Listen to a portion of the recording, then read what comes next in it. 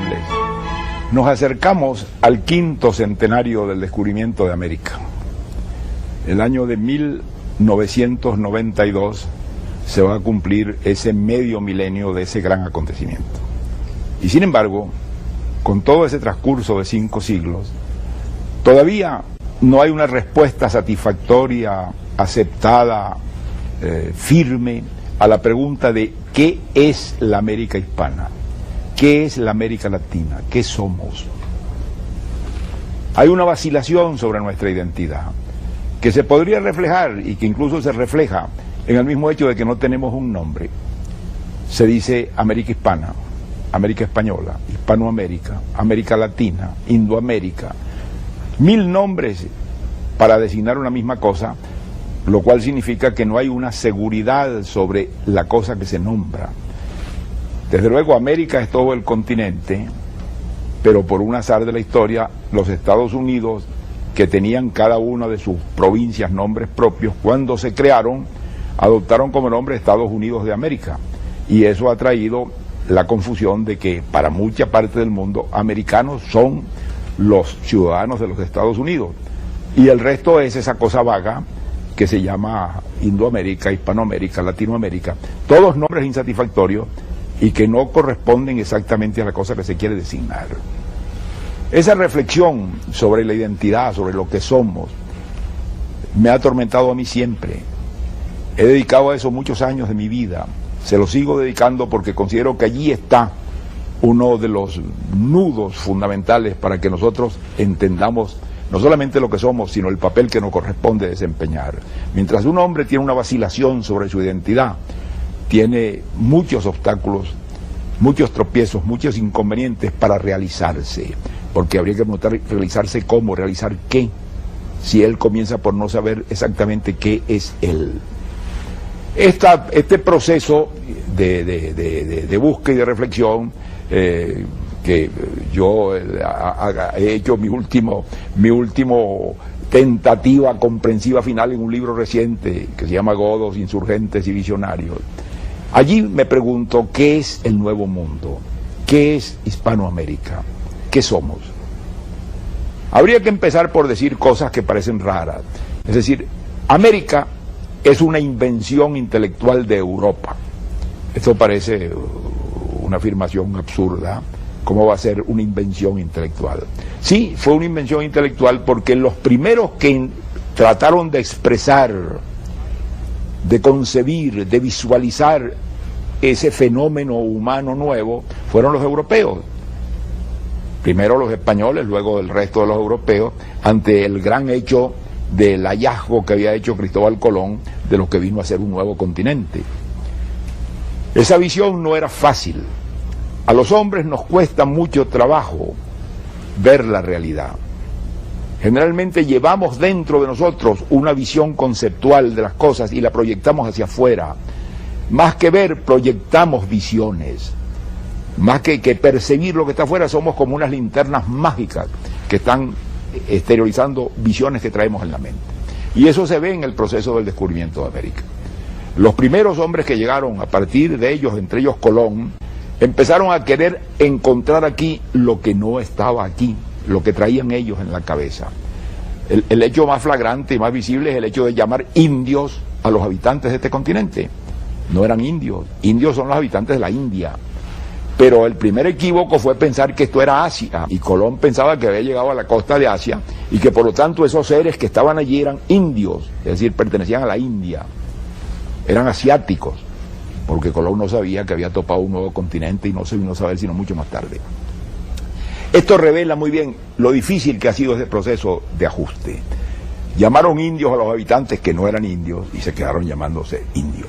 Pero luego Colón pensó, y esto tiene consecuencias inmensas, cuando vio a aquellos indios de las Antillas que vivían en una vida primitiva, de cazadores, de pescadores, de agricultores elementales, casi desnudos, en una vivienda muy frugal y muy sencilla, que había encontrado a unos seres que vivían como en el paraíso terrenal, es decir, que había encontrado el paraíso terrenal. Esto no es una visión tan gratuita. Si había encontrado el paraíso terrenal, y él lo describe en su primera carta a los reyes, era porque él pensaba que aquellos hombres vivían en la felicidad, en la paz, en la abundancia, sin pobreza, sin guerra, sin odio, sin ninguno de los males que afectaban a la sociedad europea. Esa imagen que Colón va a proyectar va a tener repercusiones inmensas, va a crear toda una filosofía política cuyas consecuencias ha sido todo el proceso de lo que llamamos la era de las revoluciones, que tiene su origen en la visión que tuvieron los primeros descubridores de que esto era el paraíso terrenal. Y los primeros que empezaron a filosofar sobre esto crearon la visión de la utopía, que era el lugar donde estaba pues el bienestar, la felicidad de los hombres realizada en la tierra. Esa era una visión falsa, desde luego era una visión falsa. No solamente no había paraíso terrenal, sino hombres como en todo el resto del planeta que vivían en unas condiciones distintas por muchas razones. Pero es que además ellos van a buscar, por ejemplo, las Amazonas. A nosotros nos haría sonreír hoy en día, pero era una búsqueda muy seria. Cuando Orellana desciende por primera vez por el río más grande del mundo, a principios del siglo XVI, él mira, o cree mirar, o cree entender que hay unas mujeres guerreras en la orilla de ese río. Y entonces dice, estas son las Amazonas.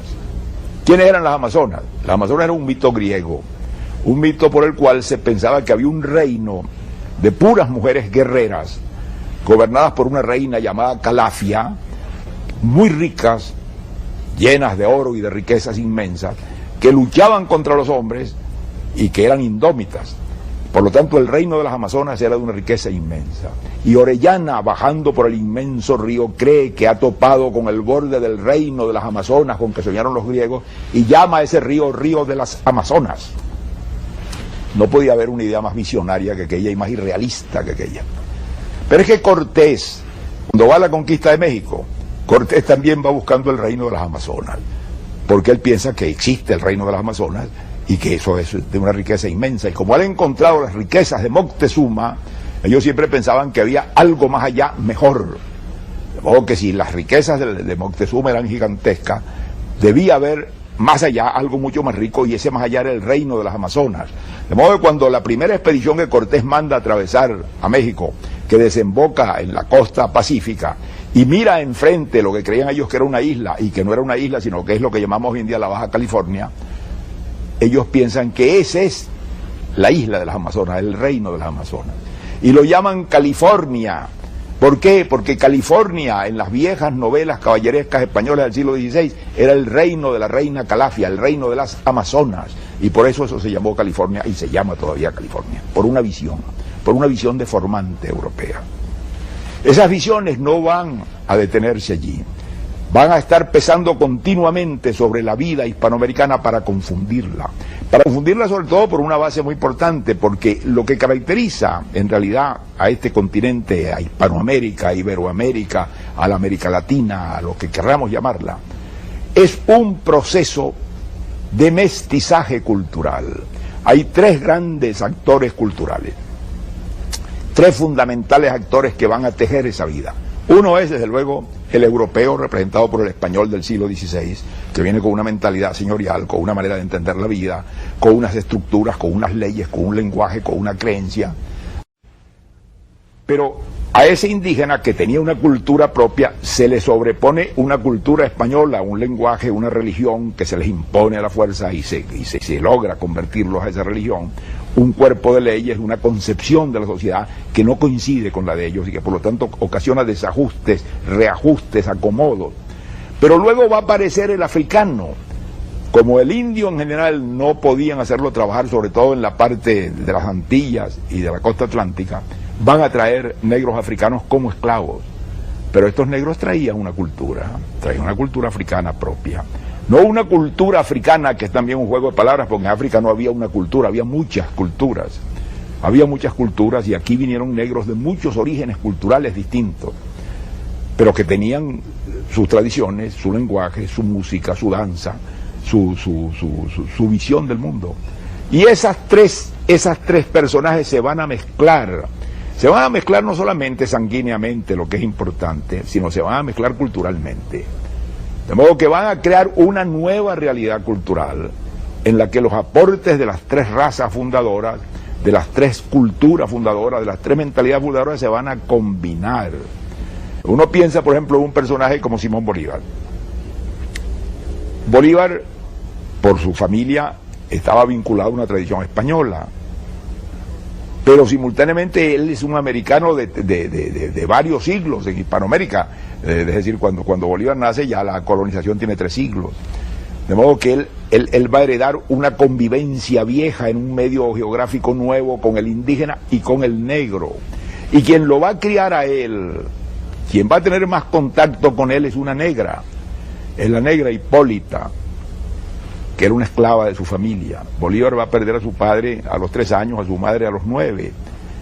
E Hipólita va a ser la persona más cerca de él, que era una negra analfabeta, pero llena de cultura africana, mezclada, claro, con cristianismo hereditario que ya había adquirido en tierra americana.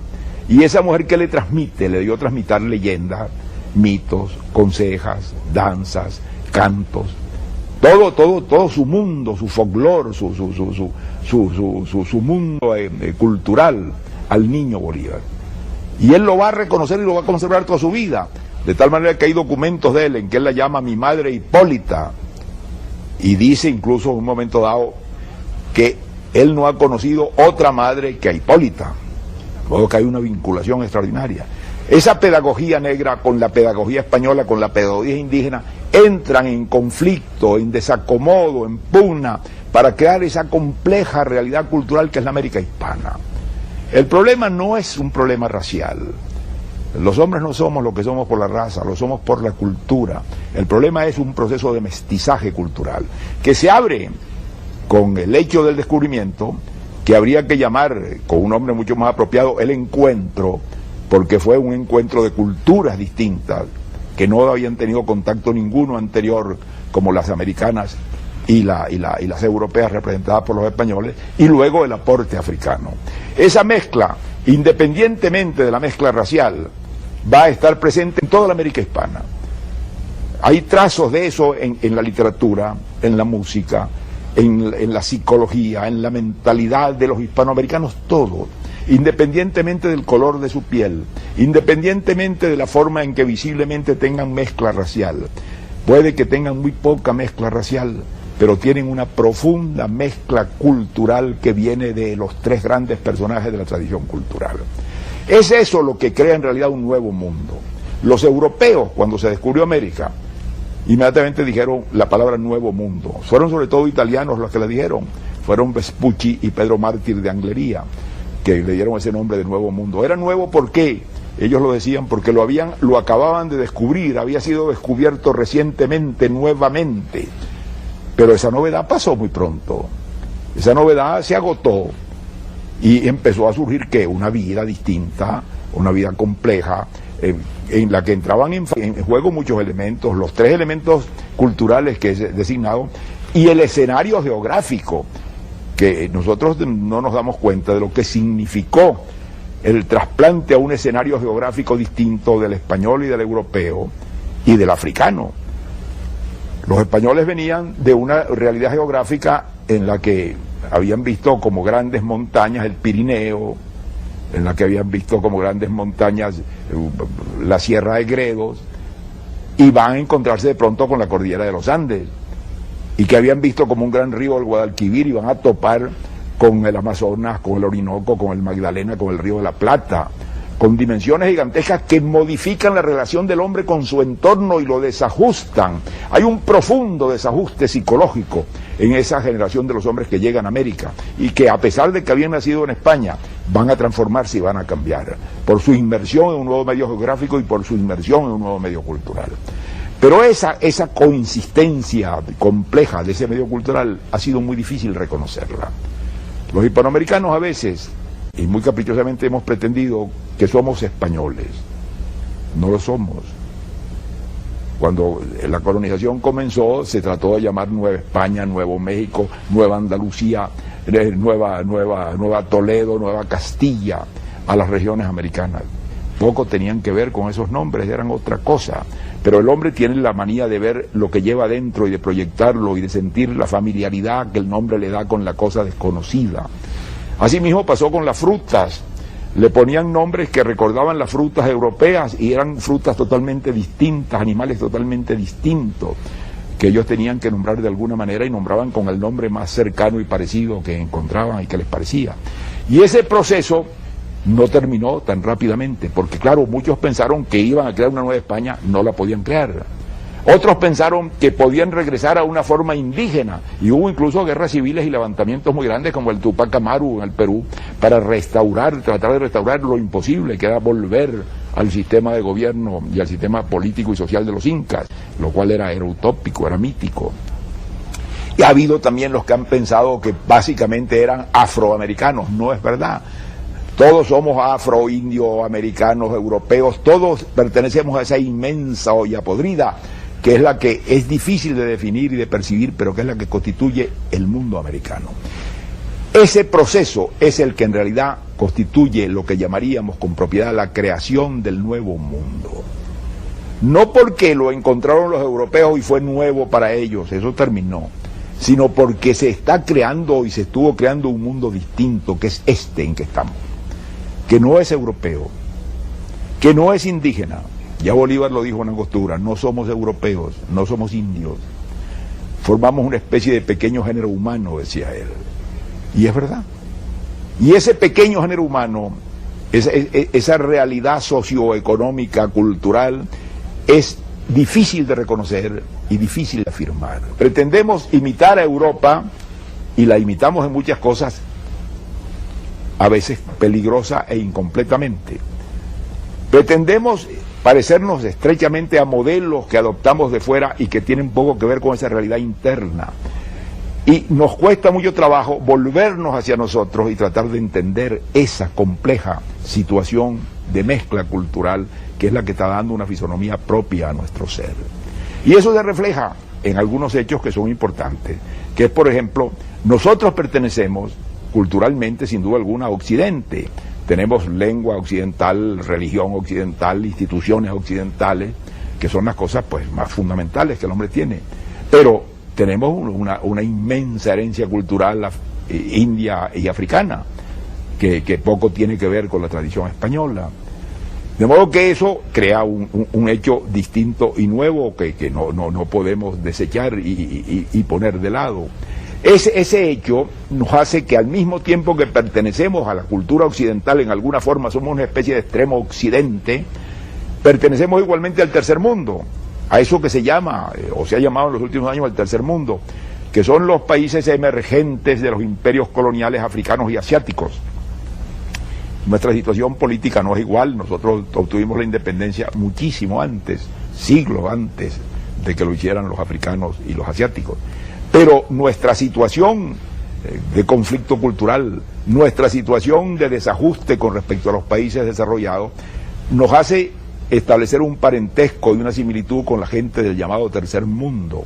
De modo que nosotros pertenecemos a la cultura occidental como no pertenecen evidentemente ni los africanos ni los asiáticos, porque nosotros básicamente vivimos dentro de la cultura occidental. Nuestra lengua es occidental, nuestra creencia es occidental. Pero pertenecemos al tercer mundo por las circunstancias de nuestra realidad y nuestra estructura sociocultural, geográfica, humana. Esa peculiaridad es la que nos ha costado más trabajo identificar y definir. Y es necesario identificarla y definirla.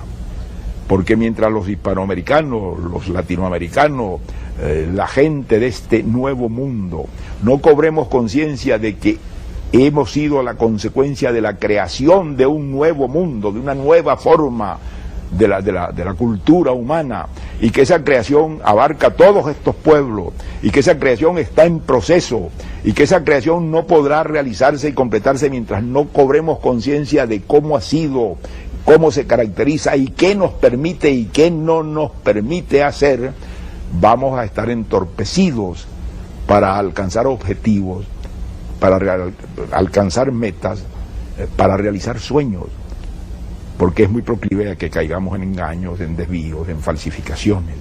De modo que el esfuerzo que podamos hacer por tratar de conocer ese pasado, de conocer este presente, de penetrar ese fenómeno profundo y mal estudiado del mestizaje cultural hispanoamericano, mientras no hagamos eso, va a ser muy difícil que podamos incorporarnos de un modo abierto y franco a jugar el papel que podríamos y deberíamos jugar todos juntos, todos los hijos de esta inmensa comunidad, en el escenario del mundo de hoy.